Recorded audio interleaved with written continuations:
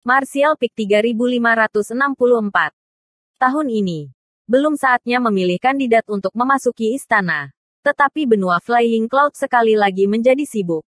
Dan kali ini, permintaan istana Flying Cloud bahkan lebih tinggi dari tahun-tahun sebelumnya. Seluruh benua sedang beroperasi. Dan pembudidaya Demon Rache laki-laki yang memenuhi persyaratan terus-menerus dikirim ke Flying Cloud Palace. Dalam sebulan, lebih dari 1.000 orang telah memasuki Flying Cloud Palace, dan itu belum berakhir. Anggota ras iblis biasa secara alami tidak tahu tentang misteri ini dan hanya berpikir bahwa Yinsi menikmati dirinya sendiri. Sementara diam-diam merasa iri karena bisa menikmati energi Yinsi. Meskipun mereka tahu bahwa jumlah orang yang dikirim ke Flying Cloud Palace sangat sedikit dan jarang. Bisa bersenang-senang dengan Half Saint yang juga seorang sucubus adalah sesuatu yang tak terhitung jumlahnya yang bahkan tidak bisa diminta oleh banyak pria. Karena itu, setiap kali Flying Cloud Palace meminta seseorang, banyak pria anggota Demon Rache di benua Flying Cloud yang merasa telah memenuhi persyaratan akan berinisiatif untuk mendaftar dan meminta untuk masuk. Hanya beberapa Raja Iblis yang tahu cerita di dalamnya. Yinsi mendominasi benua Flying Cloud. Dan meskipun dia selalu tirani, dia tidak pernah sekonyol kali ini.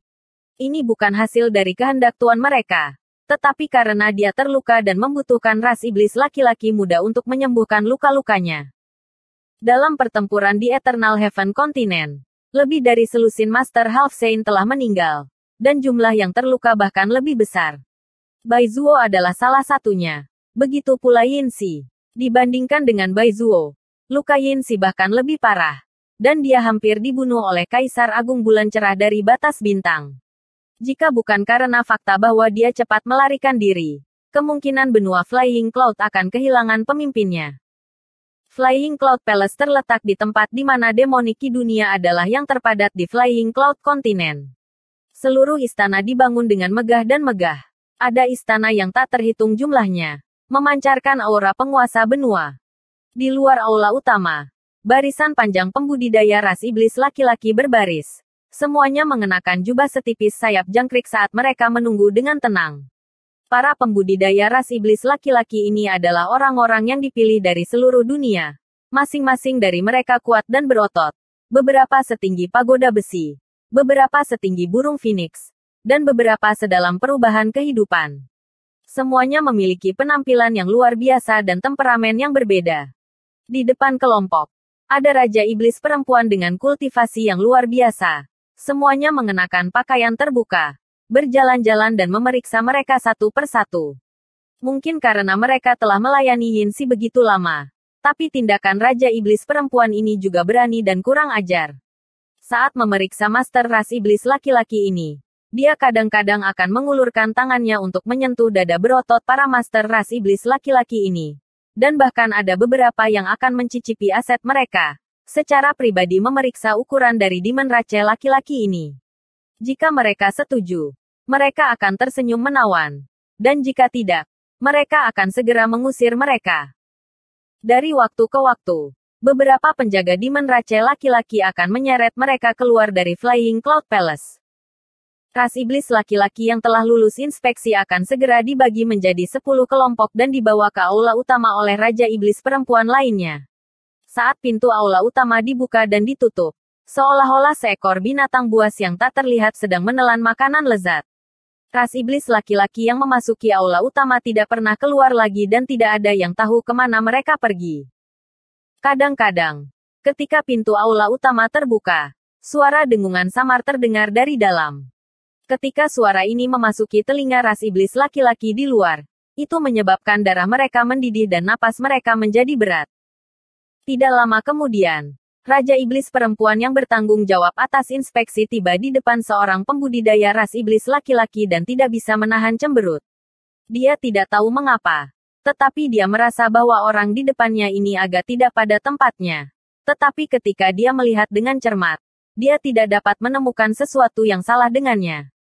Sebaliknya, dadanya yang kuat yang samar-samar terlihat di balik jubah tipisnya membuat matanya berbinar.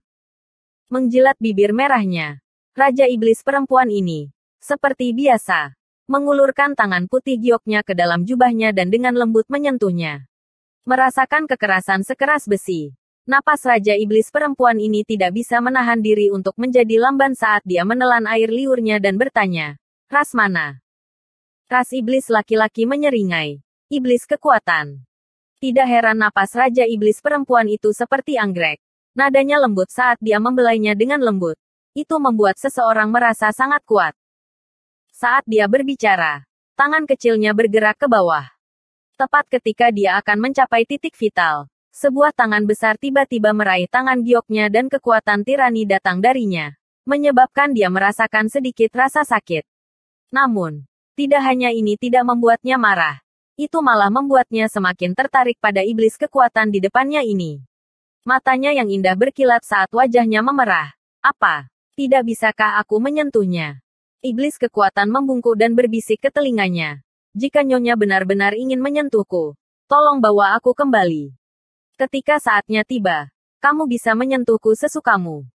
Nafas yang berat mengenai daun telinga Raja Iblis perempuan, menyebabkan telinganya menjadi merah dan seluruh tubuhnya memanas. Menggigit bibir merahnya dengan ringan, dia tertawa. "Kamu benar-benar berani menggoda ratu ini." Mengatakan demikian, dia ragu-ragu sejenak sebelum dengan lembut menghela nafas dan menarik tangannya.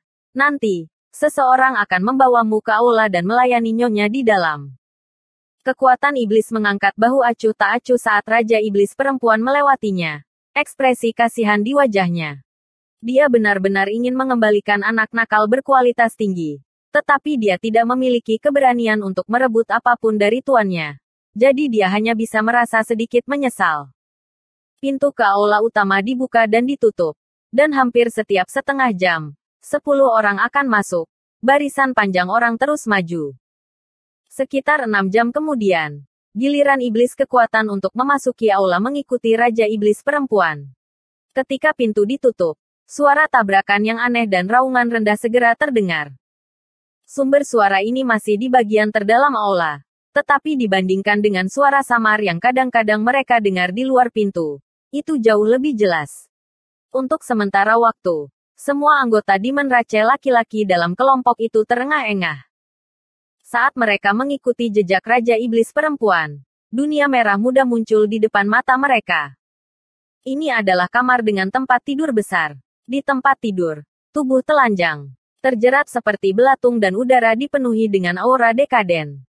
Di antara tubuh yang terjerat di tempat tidur, hanya ada satu wanita dengan sosok anggun. Sementara pria lain mengelilinginya seperti bintang yang mengelilingi bulan yang cerah. Dari waktu ke waktu, beberapa anggota Demon Rache laki-laki akan memutar mata mereka dan jatuh ke tanah. Aura mereka benar-benar hilang. Anggota ras iblis laki-laki yang jatuh dengan cepat diseret oleh beberapa pelayan wanita. Tetapi anggota ras iblis laki-laki yang tersisa tampaknya tidak memperhatikan dan terus berkerumun di sekitar iblis perempuan, menawarkan hidup mereka kepadanya. Bahkan para pembudidaya ras iblis baru yang baru saja masuk sepertinya tidak menyadarinya. Mereka semua menatap tubuh sempurna iblis perempuan dengan mata merah. Di kerumunan, bibir kekuatan iblis meringkuk menjadi seringai. Matanya penuh dengan penghinaan. Tampaknya merasakan sesuatu. Iblis perempuan, yang rambutnya acak-acakan dan tubuhnya bergoyang, mengerutkan kening dan melihat ke atas, bertemu dengan mata iblis kekuatan. Pada saat berikutnya, ekspresi iblis perempuan itu berubah saat dia menggertakkan giginya dan berteriak, "Yang Kai! Yin Si, Yang Kai!" Yang telah menyamar menjadi iblis kekuatan, berteriak dengan dingin sambil mengatupkan giginya. Dalam sekejap, dia muncul di depan Yin Si dan mendorong telapak tangannya ke arahnya. Meskipun dia masih terluka, kecepatan reaksi Half Saint tidak perlu dipertanyakan lagi. Dalam sekejap mata, Yin Si yang berlutut di tempat tidur seperti anjing betina meraih iblis jantan di sebelahnya dan menggunakannya untuk menghalangi jalannya sambil mundur secara bersamaan. Iblis laki-laki yang dia tangkap untuk bertindak sebagai perisai daging masih mencium setiap inci tubuhnya. Dan di bawah pesonanya, dia sama sekali tidak menyadari krisis di depannya sampai Yang Kai menamparnya menjadi kabut berdarah. Wajahnya diam memakai senyum. Kultivator ras iblis laki-laki lainnya yang berlutut di belakang Yin Si juga mengalami nasib yang sama. Tetapi kematian mereka tidak ada hubungannya dengan Yang Kai. Saat Yin Si mundur, mereka bahkan tidak tahu bagaimana cara menghindar dan langsung menabrak kabut berdarah. Bahkan tidak meninggalkan mayat. Darah panas berceceran di sekujur tubuhnya, membuat tubuh putih saljunya menjadi merah. Baru pada saat inilah aura menakutkan meledak dan tempat tidur merah muda runtuh, membunuh beberapa pembudidaya ras iblis laki-laki di tempat tidur. Beraninya kamu, di dalam ruangan. Raja iblis perempuan yang telah melayani mereka selama ini akhirnya bereaksi. Semua ekspresi mereka berubah drastis. Tak satu pun dari mereka mengira bahwa seseorang di istana Flying Cloud akan berani menyerang Yinsi. Siapa pria ini? Kekuatan Raja Iblis ini tidak lemah. 1 Raja Iblis peringkat tinggi, 3 Raja Iblis kelas menengah, dan 2 Raja Iblis peringkat rendah. Untuk sementara waktu, mereka semua mengedarkan ki iblis mereka dan bergegas menuju Yang Kai tanpa ragu-ragu. Mati. Yang Kai melambaikan tangannya dan mengirimkan serangkaian bilah bulan hitam. Dengan dentuman keras, para Raja Iblis perempuan yang bergegas ke arahnya semua tampak disambar petir. Mata mereka melebar saat sosok mereka dikirim terbang kembali oleh kekuatan yang kuat. Bahkan sebelum mereka bisa mendarat di tanah, tubuh mereka sudah terkoyak. Sejak dia mulai berkultivasi, melompat untuk bertarung adalah spesialisasi Yang Kai. Ketika dia masih seorang Rilem Kaisar Orde Kedua, dia telah membunuh Raja Iblis tingkat tinggi dan Master Rilem Kaisar Orde Ketiga.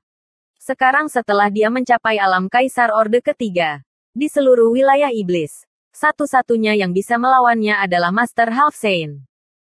Meskipun Raja Iblis wanita ini tidak lemah, bagaimana mereka bisa mendekatinya? Hanya dalam satu pertukaran, mereka telah benar-benar musnah. Sepertinya Raja Iblis perempuan ini tidak menyangka Yang Kai begitu kuat. Dan karena Yinsi ada di sini, mereka lengah dan mengalami nasib buruk. Di sisi lain, setelah mundur dari jangkauan serangan Yang Kai, dia dengan santai mengeluarkan selembar kain tipis dan mata Yinsi menyipit. Baru sekarang dia menyadari bahwa kekuatan Yang Kai jauh lebih kuat daripada terakhir kali dia melihatnya. Dan kematian bawahannya membuatnya semakin marah. Dia segera mengatupkan giginya dan berteriak, "Kamu mencari kematian." Meski begitu, dia tidak langsung menyerang Yang Kai. Meskipun dia adalah Halfsain dan memiliki kemampuan untuk menghancurkan Yang Kai dalam hal kekuatan, Yinsi masih merasa agak gelisah. Lagi pula, terakhir kali dia melihat Yang Kai di benua Eternal Heaven, dia memiliki penolong yang kuat. Saat dia berbicara, Divine Sense Yinsi menyebar, sepertinya mencari sesuatu. Bersambung.